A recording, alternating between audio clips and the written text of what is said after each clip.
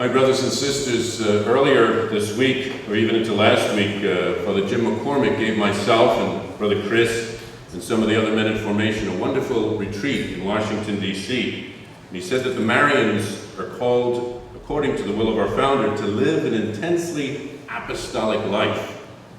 Now, Deacon Bob had a communion service right before our Mass this morning. So he's trying to live our spirituality, to live an intensely apostolic life. And then we wanted him to symbolically put on the new man, Jesus Christ. So that's why we gave him new vestments before we allowed him to read the gospel today. Now, we know that today Brother Chris is professing his perpetual vows in our religious community. And some of you might be saying, what is this all about? What is he doing today? We see many religious sisters here, and we know that they make their final vows, but we're more used to seeing priests be ordained. So we were saying that there's also a perpetual profession for religious who are not yet ordained. So what's the difference? And what is the difference between being a religious and being a diocesan priest? Well, I'll tell you a little story. About 20 years ago, I was a young priest, and I became the rector of this shrine here, and I also became the superior of this religious house here. Deacon Bob actually worked here at the shrine at the time. He was the pilgrimage coordinator and promoter of pilgrimages, and Bob's wife Maureen was my secretary here. Now Maureen was miraculously cured through the intercession of Saint Faustina, and that was accepted by the Vatican, and that actually led to the beatification of Saint Faustina. So we would travel to different places, to parishes, and Maureen and Bob would give the witness, the testimony of this miraculous healing in their life, and I would tag along and say a few words. So one time, Maureen and I went to St. Louis. It was a beautiful Divine Mercy conference.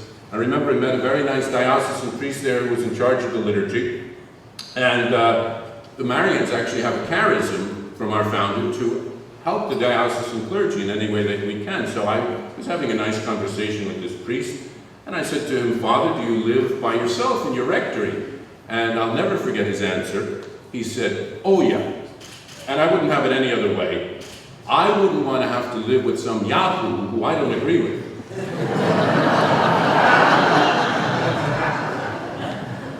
Now we have some wonderful diocesan priests here today, so I'm not saying anything against them. But I remember thinking to myself as a young priest at the time, well, I live with many yahoos who I don't agree with.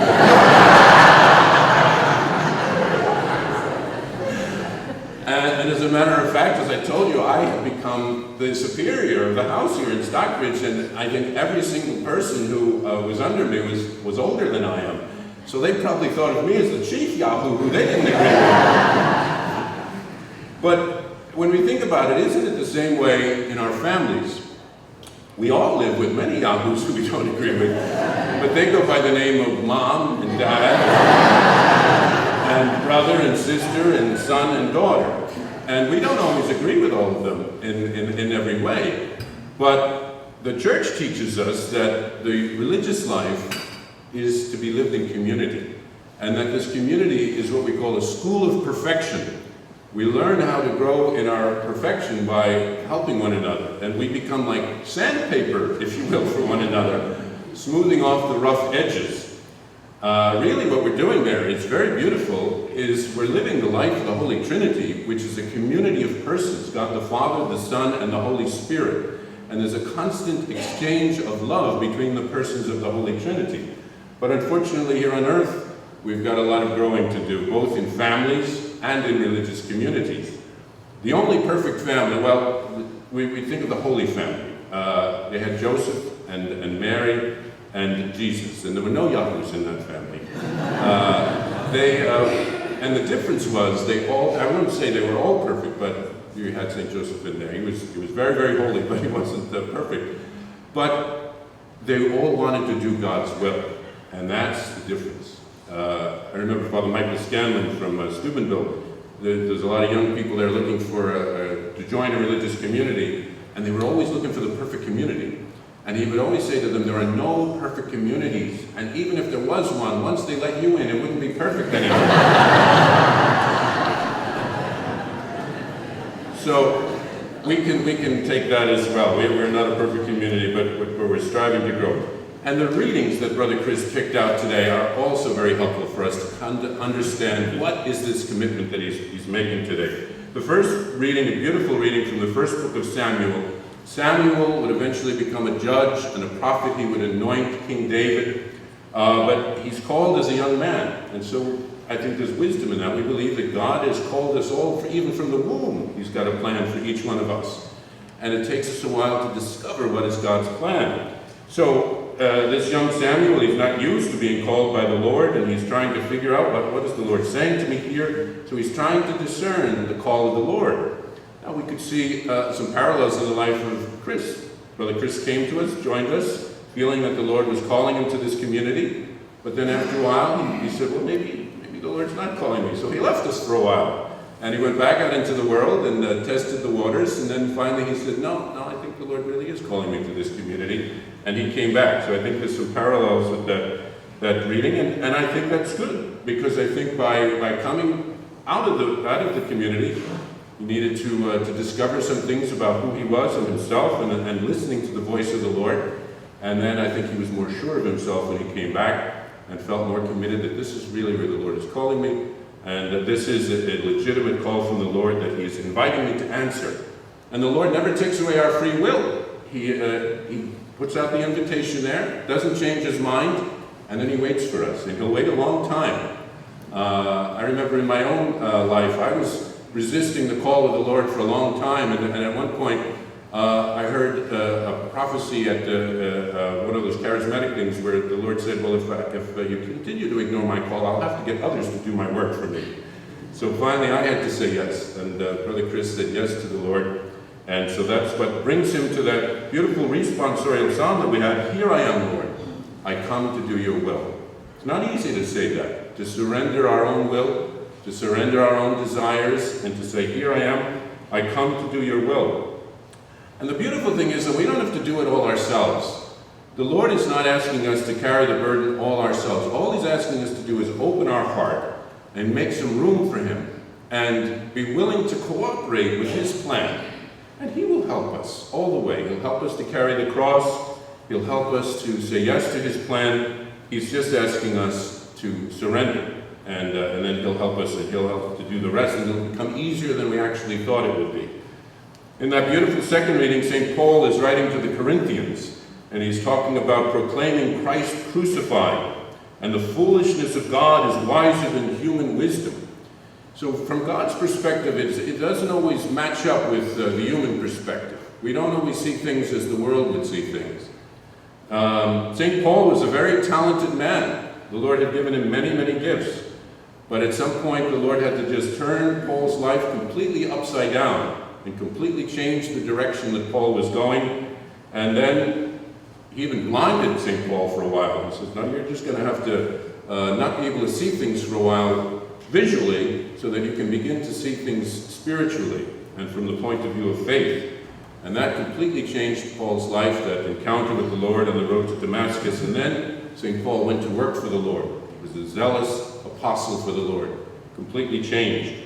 Now, we can also see some parallels in Chris's life. He was a very successful businessman, a very well-educated man, a very creative man, with all kinds of gifts that the Lord had given him and talents. Yesterday in his homily, Father Kaz said, sometimes when you have somebody like that, who's a good-looking guy, who would make a great husband and father, you say, what a waste. But the Lord had other plans for Brother Chris, and the Lord was asking him to turn his life around and maybe let go of some of his plans and inviting him to come to work for him.